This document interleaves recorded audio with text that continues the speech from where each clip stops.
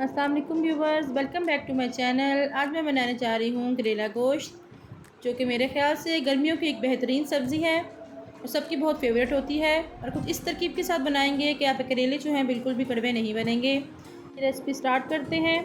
मैंने लिए हैं आधा किलो करेले, जिन्हें मैंने अच्छे से धो के खुश्क कर लिया था। अब इन्हें पीलर की मदद से इनके छिलके उतार लेंगे। आप घर में जिस तरह भी छिलके उतारते हैं आप उस तरह उतारें। मैं पीलर की मदद से उतार रही हूँ। अब इसको सेंटर से काट देंगे और इसके बीज जो है वो हम रिमूव कर देंगे। कोशिश कीजिएगा कि चम्मच की मदद से आप बीज निकालें, क्योंकि बाज़ औक़ात बीज जो हैं वो इतने सख्त होते हैं कि निकालते हुए नाखून में चले जाते हैं और बहुत तकलीफ़ का बाइस बनते हैं। जी, अच्छे से आप करेले को अंदर से साफ़ कर लें। इसी तरह मैं सारे करेले जो हैं वो साफ़ कर लूँगी। और अगर आप चैनल पे नए हैं तो प्लीज़ चैनल को सब्सक्राइब करें और बेल आइकन को प्रेस करें। इससे आपको मेरी हर रेसिपी का नोटिफिकेशन सबसे पहले मिलेगा। जी, सारे करेले जो हैं वो मैंने साफ़ कर लिए हैं। अब इनकी कटिंग करेंगे। इस तरह से तकरीबन आधा इंच पे फासले पे हम इसको कट करेंगे। अगर आपको बारीक पसंद हो करेले तो आप बारीक काटें, और अगर आपको इससे भी मोटे पसंद हो आप अपनी पसंद के मुताबिक करेले काट सकते हैं। इस तरह सारे करेले हम कटिंग कर लेंगे। मैंने सारे करेले जो हैं वो कट हो चुके हैं। अब एक बाउल में ट्रांसफ़र करेंगे इनको।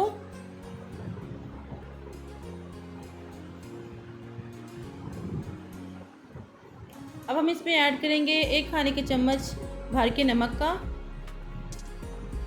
और इसको अच्छे से मिक्स करके हम इसको कवर करके 2 घंटे के लिए कम से कम इसको रख देंगे। अगर आपको जल्दी हो तो आप इसको आधे घंटे के लिए धूप में रख दें। अब हम इसका सालन तैयार करते हैं। एक कढ़ाई में ऐड करेंगे आधा कप ऑयल। इसमें हम ऐड करेंगे एक बड़े साइज़ की प्याज स्लाइस की हुई। इसको हम कलर चेंज होने तक फ्राई करेंगे। जब प्याज ट्रांसपेरेंट हो जाएंगे तो हम इसमें ऐड करेंगे 1 खाने के चम्मच अदरक लहसुन का पेस्ट। इसको हम 10 सेकंड के लिए फ्राई करेंगे ताकि इसका कच्चापन दूर हो जाए। फिर हम इसमें ऐड करेंगे हाफ़ केजी चिकन। इसको भी कलर चेंज होने तक फ्राई करेंगे। फिर हम इसमें कुछ स्पाइसेस ऐड करेंगे, जो कि कुछ यूँ हैं। 1 खाने का चम्मच लाल मिर्चों का पाउडर, 1 चाय का चम्मच नमक, 1 चाय का चम्मच हल्दी और 1 खाने का चम्मच खुश्क धनिया पाउडर। इन सब चीज़ों को अच्छे से मिक्स करेंगे। फिर 3 मीडियम साइज़ के टमाटर लेंगे, जिनको 2 पार्ट में काट के उनके ऊपर रख देंगे। अब इसमें 1 कप पानी ऐड करेंगे। 2 से 3 हरी मिर्ची डालेंगे और इसको कवर करके मीडियम टू लो आंच पे पकने के लिए छोड़ देंगे, ताकि हमारा चिकन जो है वो अच्छे से गल जाए। 10 से 15 मिनट में हमारा चिकन जो है वो अच्छे से गल गया है और टमाटर भी हमारे गल चुके हैं। इनकी स्किन को हम किसी भी चम्मच की मदद से रिमूव कर लेंगे। इसी तरह हम चम्मच चलाते हुए अपने सालन को अच्छे से भुनेंगे, ताकि हमारा मसाला जो है अच्छे से मिक्स हो जाए और उसका तेल जो है वो ऊपर आ जाए। ये देखिए हमारा सालन जो है वो बहुत अच्छा से तैयार हो गया है। अब इसमें हम 2 से 3 हरी मिर्ची डालेंगे। इसको 10 सेकंड तक बस अब भूनेंगे।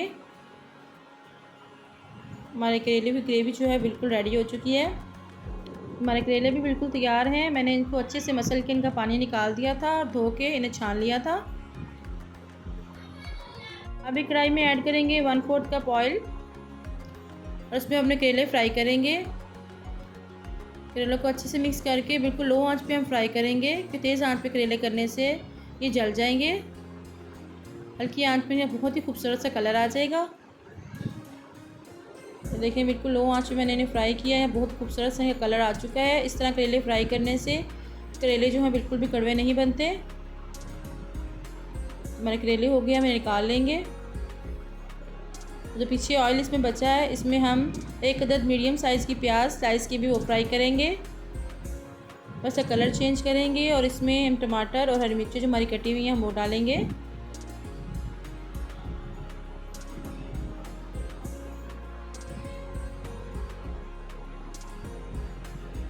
इनको भी 10 सेकंड तक बस सौते करेंगे। फिर इसमें हम फ्राई किए हुए करेले डाल देंगे। इसको मिक्स करेंगे और जो हमने ग्रेवी तैयार की हुई है अब इसमें वो डालेंगे।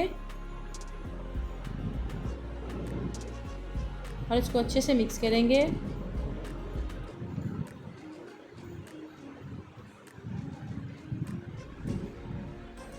जी, इसको मिक्स करने के बाद हमारा सालन जो है बिल्कुल रेडी हो चुका है।